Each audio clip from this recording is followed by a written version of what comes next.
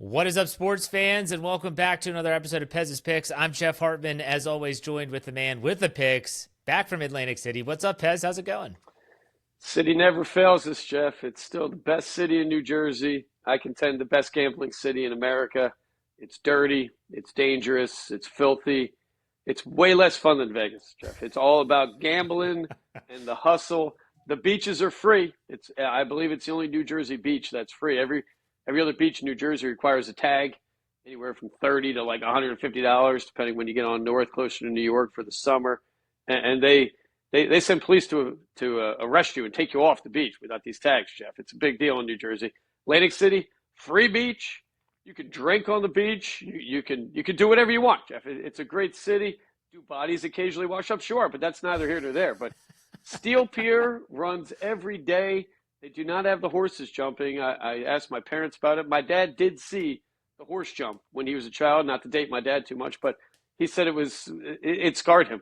So probably better we're not jumping horses, but you can bet horses. The food's still great. There's some gems in that city. We'll keep revealing to the people. We hope it makes it. It's a little better this summer than last summer, Jeff, and that's all we can ask for. Well, I was going to say, I've been seeing some reports that Vegas is, in terms of overall tourism, is down. Not a lot of people are going to Vegas. Atlantic City is not Vegas, as you just mentioned. Is it still like a dying town? There was a time where people thought Atlantic City was going to go under. It's been dying since the casinos were put in, Jeff. It has never benefited the local community. The local community has a lot of bad areas. There's a lot of poverty. There's a lack of jobs for the local community. Most casino workers don't live in Atlantic City. Businesses have come up and down. There's an outlet area of shops that did really well for about 10 years. That's kind of stepped back a little bit because people don't shop anymore. So I think Atlantic City, we can blame the mayor who I know, Jeff. I went to college with the guy, and he's got some issues going on with the law right now. But we don't want to talk about that. But every Atlantic City mayor has had problems with the law. The last guy went to jail too. So I think the problem in Atlantic City is technology. People are staying home to gamble. People are staying home to shop. I guess people stay home and they get some tanning bed. They're not going to the beach as much. But I think the city survives. There is nothing like in-person gambling. There's nothing like the vibe when you walk around Atlantic City. And, of course, Vegas has a vibe. I was there last year. We stayed at the Fountain Blue, which is some Miami hotel. Vegas has gone full-on baller, Jeff. It is off the charts, L.A., Hollywood, high-end. You got old Vegas, still a little seedy, but Atlantic City has kept its roots. It's a boardwalk town. We've got some casinos at the marina. We've got Harrah's. We've got the Borgata, which we go to a lot. It's a beautiful place. It's kind of around the bay. And then the Ocean Casino and the Hard Rock Casino, they're the landmarks right now. The nicest hotel in New Jersey is the Ocean Casino. And the best casino in New Jersey right now is the Hard Rock. That is a fun, rocking place. They get a band going every night in the lobby. So, and great concerts, Jeff. We went to a band I think you're a fan of, the Allred Bros, or the I don't even know what the heck their name is. All, so some kind of country boy music, Jeff, which was great. My wife wanted to go, and tickets are pretty easy to get when you know people in that town. 6th row for the Allred Bros. I don't know who they were. A couple guys twinging away on some guitars, Jeff. Pretty cool. We were at the concert last week with the Dead Band. David Lee Roth was there this week, so it's a happening town. But you can still make some money. The gambling, you can still. We did our system. I don't play a lot of the games anymore. I'm a poker player, Jeff, but just to prove to some people, I was out with about 15 people. They said, do that roulette game. I did it at the Ocean. We had 6 hits, and we walked away with some bucks. I didn't pay for all the dinner, Jeff, because it's a pretty pricey town, but I kicked in about half of my bill. So the systems we're putting out, you can do, but they require practice. They require training and require to be conservative gambler. You should never bet big your first time's trying a new gambling system. Baby steps is what we look for in gambling, conservative risk. I think it was your blackjack video where you talked about when you get a new shoe, how many decks are in that shoe. That's when you double down, and it's when you. There were some people in the comments of that video on Instagram, which you can find Pez on Instagram and on Twitter at Pez's Picks. They were saying hey, you can get kicked out of the casino for this. Well, certainly, Jeff. Of course, the casinos don't like it when you level the playing field, right? And counting cards is legal. There is no law in America against counting cards. You cannot be arrested for it. The casino cannot keep your winnings. Even if they have what they call proof that you're doing it, they can ask you to leave. They can ban you from the casino. But it is not anywhere in an American law that you can't count cards and you can't follow the system we talked about and you can't win money.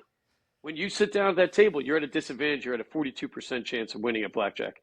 If you have a system, you can level that playing field. You can get it to about even, Jeff, which is, still that's a tough way to make money. You've got other people at the table.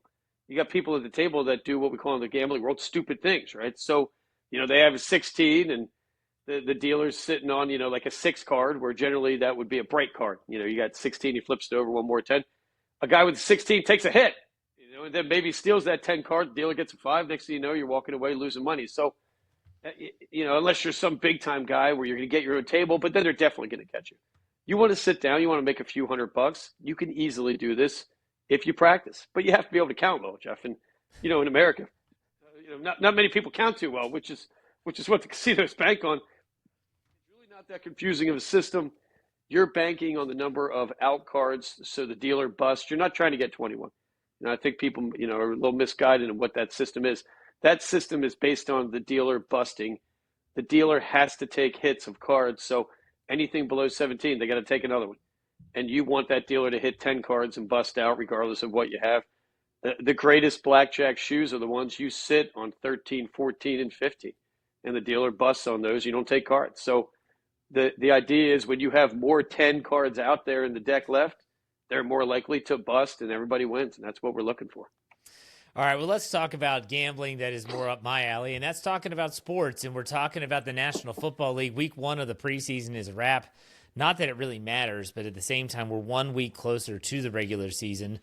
Has anything changed for you, Pez, in terms of watching preseason football, seeing maybe potential injuries? Has anything changed that's altering your outlook on any team this year? Lane Dickerson, a shockwave went through Philly, Jeff. I mean, I had friends that they had an open practice on the field. Yes. Everybody takes their kids. I had some buddies there sending pics. And then a buddy sent a picture of his face. I thought somebody got kidnapped or something. Dickerson taken away in an ambulance, which that's our left guard. And we don't really have a backup right now. Apparently, it's a minor injury to the meniscus, which when you're a giant dinosaur of a person, I guess you don't need. So my guess is he plays week 1. This guy's an Iron Man. But without him, Jeff, we might have had adjusted our picks a little bit for the Eagles. I mean, that is an injury that is just as – you could argue as big as a Saquon, a Jalen, or a skill position guy because he, without that, we can't run the ball. We can't protect Jalen. And huge injury. McLaurin and Micah Parsons, each week, Jeff, it's getting easier. I mean, I don't know what the thinking is behind this. I did talk to somebody. Jerry Jones has some sort of Netflix special coming out. Yes. And the thinking is he's holding this contract to create, a buzz around himself, and that by Friday that Mike is going to be locked in on a deal. He wanted all this to kind of pump up viewers, which is sad and disgusting. This guy's a billionaire, Jeff. What does he need clicks for, right? What's this guy need more attention? So even if that happens, holdouts in camps when you get into week 2, the injury situation goes up even higher for the player. Locker room's always a buzz. So I'm rating both of those teams downward. The Green Bay Packers, puzzling. Jeff, puzzling. I don't know what I just can't figure that team out. We probably are going to have a play out on them today or tomorrow. A team with 11 wins last year, and I don't know. They just don't seem to look like a team that's all put together. The quarterback had a rough outing. Not that we should put too much into preseason games, but I just don't know about that team. Jacobs, a lot of carries last year, 5th or 6th most in the league. It's a team that's puzzling to me that I think we're going to have to take a look at and watch for the first few weeks. I want to ask you, you always talk about this, and people that watch your videos and have listened to the podcast, you always talk about offensively, you don't want to turn the football over. Like that's one of the biggest keys and the markers for you when you're making your plays. What about defense, though? I mean, you want a defense that can take it away, but what about a team like the Bengals whose defense is going to be atrocious this year, and that's even if they get Trey Hendrickson back in the lineup? You saw they played their starters for a quarter against the Eagles. You probably watched the game. Sure did. the Eagles JV team was carving up the Bengals starting defense. Does that change the way you view the Bengals, even though they can score a crap ton of points? What about that in terms of the defensive side of the ball? Well, Jeff, we've always hated Joe Burrow. I dislike that person. He is the epitome of a modern athlete that's just a selfish person. To demand that amount of money be spent on two receivers and himself, sabotage, in my opinion, for the NFL. I loved watching that game. That defense got shredded by a second and third, fourth string offensive line, and that's really where you make your money on offense. When you control the line, you can do anything. We had Will Shipley looking like Herschel Walker charging down that field. The guy was barely getting touched. The holes were bigger than the first team was giving Saquon last year. I love watching that. I think Cincinnati are looking at a long, long season. You can't put yourself behind the eight ball regarding points early in games and ball control. And that's what Cincinnati's going to have happen. They're going to not have many possessions. Teams are going to run on that team, especially, with holdouts. I mean, another dumb team, they can't lose this guy. So I think we are looking at a struggling Cincinnati Bengals. I can already see receivers complaining they're not getting the ball as much as the other guy. And I can see Joe Burrow in the middle of that and this kind of thing getting blown up a little bit at the end of the season. When you're betting on a team like you talked about, turning the ball over, primarily the number one thing. If it's a 50-50% at a 0-0 score, once a team turns the ball over, your chances of winning that game drop to 34%. You turn it over again, you're dropping into the 20s or high teens, depending on the time of the game. So it's a tragedy to turn the ball over. It's the end of the world. So if you're putting Joe Burrow in a situation where they're behind, they got to throw more, turnovers are going to go up. Defense doesn't matter. Of course, what we rate on defenses, are they giving up touchdowns or field goals? And there's the old bend, don't break, or what have you. When you get into the red zone, you cannot give up 6. You got to give up 3 at the most. And if you can do that, you can put up 20 or 30 points a game, and you're going to win. If you give up 3 to 5 field goals instead of 3 to 5 touchdowns, it's a simpler game. And this is what the Eagles do. It's what Pittsburgh does. Kansas City does. And I think Buffalo should kind of think about doing this a little bit more themselves. You can't get into track meets every week. It's going to be too exhausting on your team. Absolutely. And so, the National Football League is going to be here before we know it. And do you have any specific plays that you're looking at, or any even leans if you want to go that far? Well, we announced this one, Jeff, and we'll have a video coming out in the next week or so where we break down this game completely. For a time, the Philadelphia Eagles were down to 6.5. If you can get that, I'd say jump on it. It's back to 7 right now. The more Micah sits out, the better this game looks. And we're at home. There are great numbers. We're going to release Super Bowl winners week 1. That for whatever it is, they're riding high still. They get the rings, and the ring's bigger than my hand. So these guys are going to come into it hot.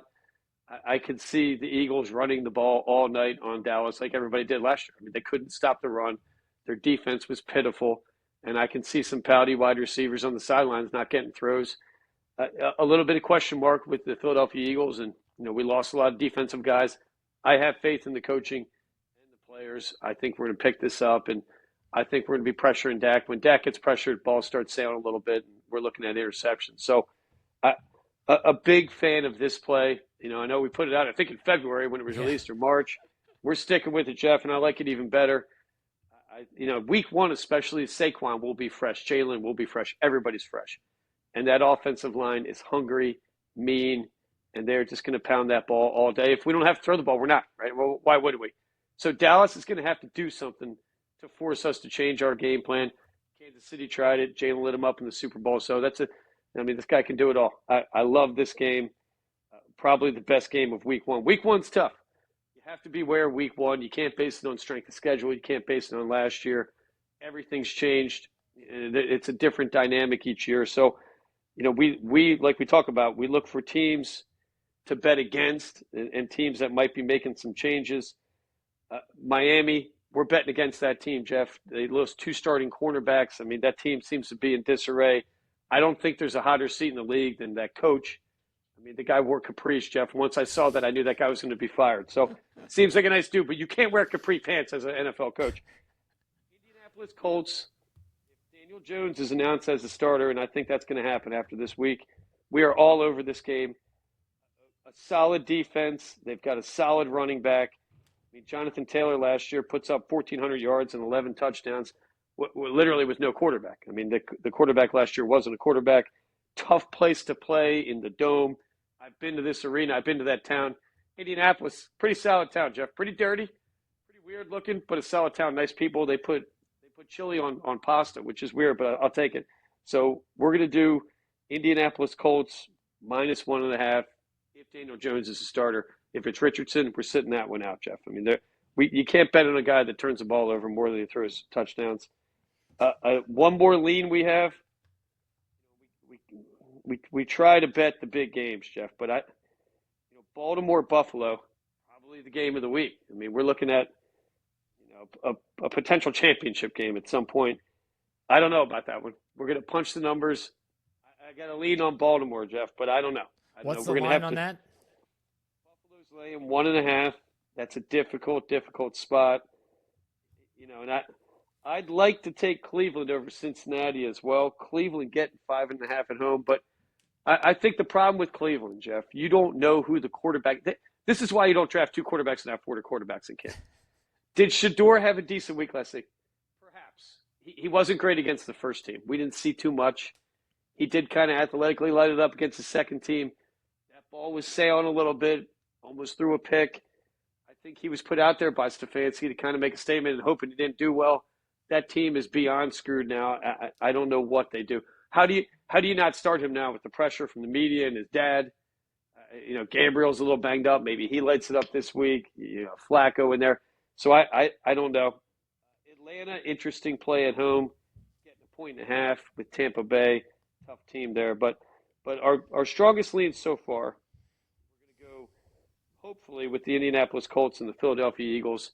We talked about it over the weekend. Home teams win 55 to 60% of the time throughout the entire season.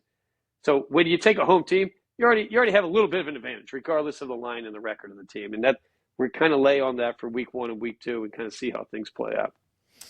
All right. So what's crazier than the NFL approaching is that college football is quickly coming up. And that is actually starting in a couple weeks. There's not a lot of big-time games in that first week. But what are your thoughts on college football, and do you have any leans there for the first week of that season? Saturday, August 23rd, we don't have too many great games out there right now. Probably going to lay off that weekend. When we get into Thursday, the 28th, and that coming weekend, that's kind of opening weekend. And we're going to have some of our old favorites, Jeff. I mean, we love Georgia Tech. We love Nebraska. We're putting out some plays on them. I'm looking for the game of the week, Jeff. It could be a national championship game. We're going to have to play it. We're Notre Dame, Miami. I love Miami at home. Miami getting 2.5. We have a big-time quarterback in Miami for the first time since I can remember. Since the guy who leaves last year, Jeff. But Carson Beck, a big-time pocket passer. I think he's better than last year's quarterback. I think he's better than Cam Ward in terms of passing, in terms of pocket passing. I think this kid comes in with some moxie. Georgia boy comes over. Notre Dame, I don't even know who's quarterback in that team, Jeff. And their quarterback wasn't great last year. I don't even know if they've announced one yet. I think it's going to be too much for them in the U. Getting 2.5 at home for the U opening game, I love it. We're definitely taking that. We've got some leans, and we'll put out all these next week. Ohio State, Texas, another kind of perhaps national championship game. We're probably going to be taking Texas, getting 2.5. Got a huge quarterback advantage there with the Manning kid. It looked like the real deal last year. Could be a number 1 pick overall. I love this kid. Nebraska at Cincinnati. Cincinnati getting 6. I love Nebraska. I love Riola. I love that quarterback. And Georgia Tech, Colorado, Jeff. We're going back to our guys. I mean, the running back and the quarterback for Georgia Tech, one of the best duos in the country. I think Colorado takes a step back, losing Shador. And, I think at the end of the day, Georgia Tech probably is a bowl team. We're having a little bit of kind of Heisman rumblings about this this quarterback and this duo, Jeff. The guy would have came out last year, but I, I, we have Jamal Haynes and Haynes King, and two guys that I think are guys that are seniors, been around a lot, and we're looking to play them a lot this year. All right. We'll be getting you those on our social media handles at Pez's Picks, Twitter and Instagram as they come up. But let's finish up the show, Pez, with a little golf talk. The FedEx Cup playoffs rage on last week, the St. Jude's Championship. It was Justin Rose over J.J. Spawn in a 4-hole playoff. That was actually very entertaining. And to me, though, the biggest storyline was Tommy Fleetwood choking a big one again down the stretch. We now go to Maryland, Owings Mills, Maryland, which is not too far from me, near the city of Baltimore, the BMW Championship. The top 50 players get into that field. It's going to be exciting. What are your thoughts on the PGA Tour? I mean, how about Ricky Fowler, Jeff? I mean, this guy He made it. Got beat up all year, getting his sponsor exemptions. Guy played great. I mean, he putted great. Scotty Scheffler, if he's putting like he's been putting this year, he's at plus 220 even with Rory in the field. Not great odds to take in a big stable race like this. With what do we have?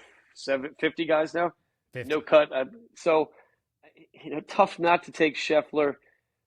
I still think Ben Griffin's a nice play. I probably finished I think 6th or 7th last week, plus 4,000. I think Griffin's playing as well as anybody. I'm looking at the odds over him. I would take him over Rory, Schauffele, Fleetwood, Bayberg, Cantlay. I don't even know why Patrick Cantlay's up there. How's he at plus 2,500? It's the stupidest thing, Jeff. That guy stinks. He hasn't been good. Since he wouldn't wear the hat in the Ryder Cup, that guy's career's gone down. That guy's a dick. J.J. Spawn, plus 3,000. Not a bad play.